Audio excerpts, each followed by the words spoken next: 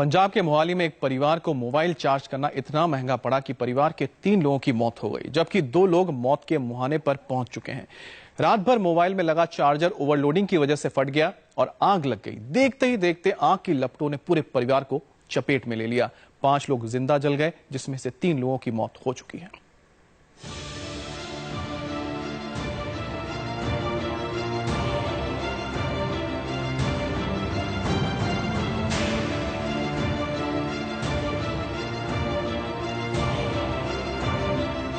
इस घर की पूरी गृहस्थी जलकर खाक हो चुकी है।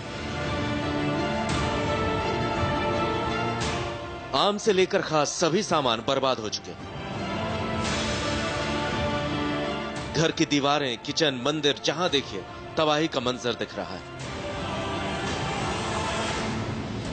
आग में खाक हो चुके आशियाने की ये तस्वीरें पंजाब के मोहाली की है, जहां पर एक मोबाइल की वजह से मंजर देखने को मिला।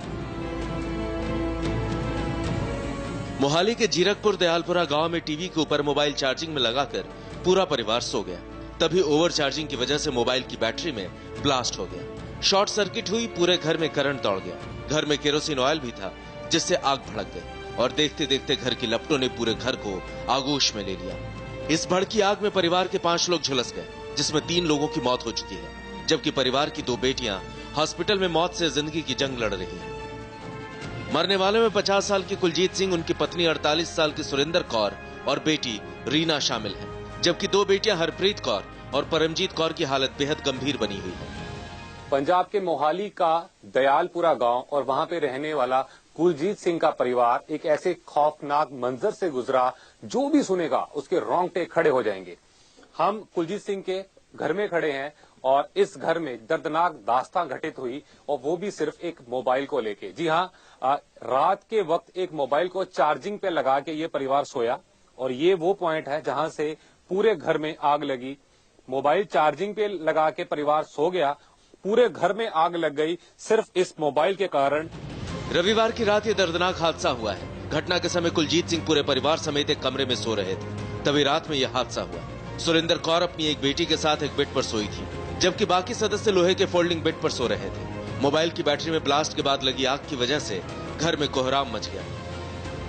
अफरा तफरी के बीच कुलजीत कौर दरवाजा खोलने के लिए दौड़ी तो उनका पैर बेड से टकरा गया, नीचे गिरी, उनको करंट लग गया। इस बीच शोर सुनकर सब पड़ोसी पहुंचे तो मंजर देखकर सब सहम गए। किसी तरह दरवाजा तोड़कर लोगों को निकाला गया। परिवार के 5 लोग बुरी तरह से झुलस चुके थे।